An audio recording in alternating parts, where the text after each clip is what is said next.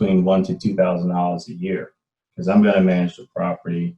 You'll still have full-time access with smart technology, as you would with a long-term tenant. And quite frankly, we're going to take care of the property and keep it in much better shape, just due to the inherent nature of the reason short-term rentals exist, and they're able to be successful because they have to maintain a certain standard. Mm-hmm. Okay, got it. So how big is your property management company? When you say big in terms of management, every unit that's in our portfolio, we manage, and then also we have units for other investors that we take on. So I would say somewhere around 30 to 40 units that we currently manage. Okay, got it.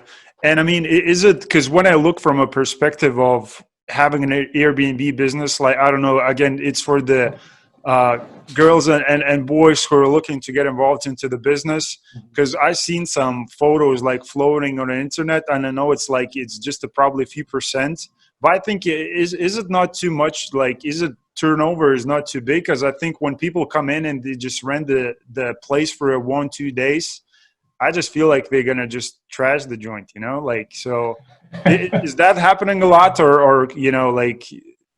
So is it like a lot of expenses going towards Airbnbs? Like, what these homeowners are facing? Like, is it a big issue? In some cases, yes, but over time, we found ways to mitigate that, right? And what we found is through Airbnb and VVR on the way, you have house rules, and what happens is guests have to agree to your house rules in order to rent your place.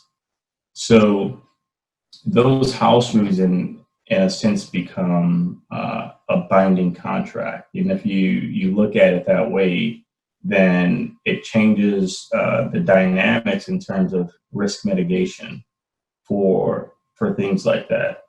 So our house rules are very long and robust. And what that allows us to do is tell guests, hey, we allow events. You can stay one day, but you're going to pay for it.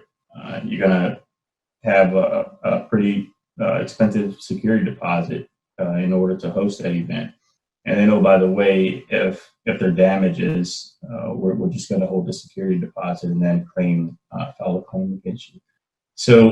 So having robust house rules plus insurance allows you to mitigate and offset a lot of the risk. And then also tied to that, security, especially for homes, because we deal with a lot of 3 and 4 bedroom homes in our portfolio. So having outdoor security is a must. So together, those help mitigate a lot of risk. And I tell you that I've only had one incident with almost 550 or so guests over 2 years. One incident where we've had something taken from one of the properties. But by and large, small accidents with kids happen.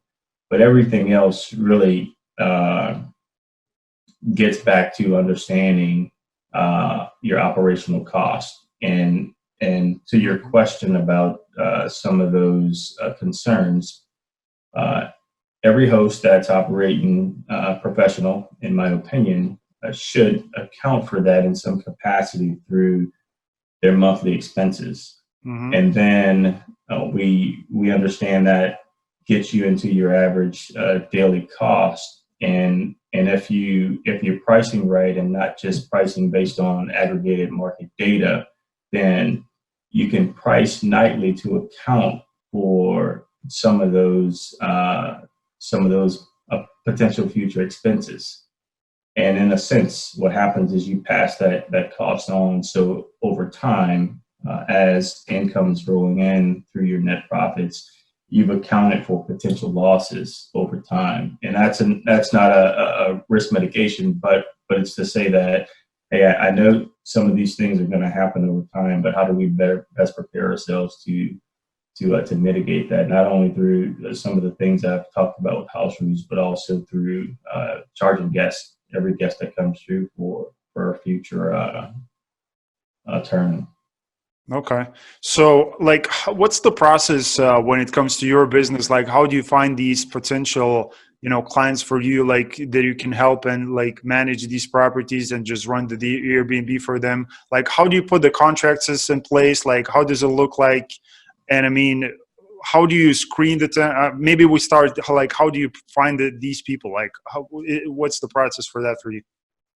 Right. So I'm going to spill the beans here, right? So big picture, right? We operate under 4 buckets, as we call them.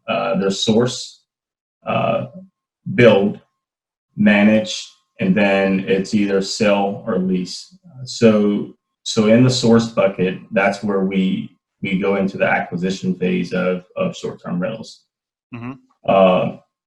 And we do that in a number of ways. Primarily, we target real estate investors, and ideally it's through Facebook groups and local real estate meetups and meetup.com, where you can go and join local meetups and then provide some information in terms of your services. And the reason we typically choose real estate investors for those that do buy and hold, and they look to stabilize their inventory. Getting a long-term rental to a short-term rental investor is a gold mine. And then what happens is once you do 1 or 2 good deals with an investor, then investor friends come calling because it's a fairly good deal. The second mode is we look for homeowners, and simply through a website called HotPads, and another website we use, Military by Owner. And the reason those 2 websites are chosen is because they have a for rent by owner filter, which then allows me to do some light market research through Rental Meter or Zillow to understand some of the market dynamics and average rental prices. And then we set those filters into the website to get the exact location, the budget range that we're looking for. And then we hit the filter for rent by owner, and then it gives us a target population. And then we've got an email script tested and tried that's been successful over 25 times. So we shorten that down to about 2 paragraphs that gets to the heart of the message to tell homeowners, hey, listen, I understand that you have rental intended inefficiencies, and I'm here to solve that for you, right? I'm going to give you a long-term deal, and I'm going to manage your property and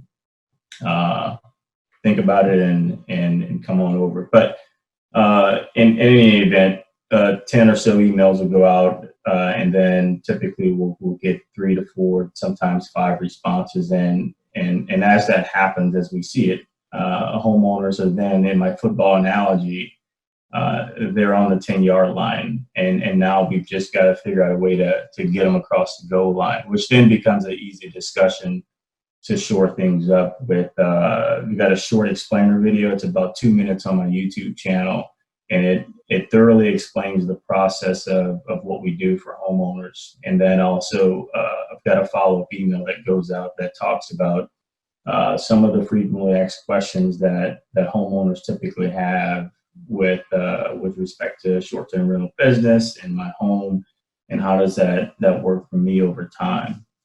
Mm-hmm.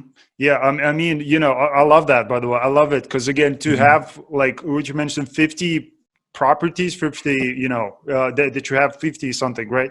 So to get to that scale, to that level, what you mentioned, the like processes and systems in place. So, I mean, it's phenomenal. I love it because, you have a solid like system in place to make sure that you will be able to find these homeowners.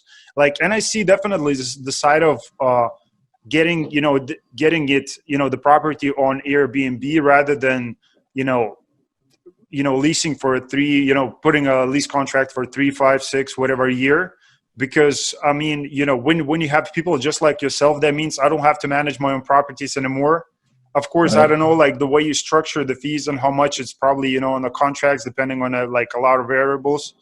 But you mentioned one thing, you know, and that caught my attention. You said it's kind of a gold mine, sure, like renting short term rather than a long term. Is that correct?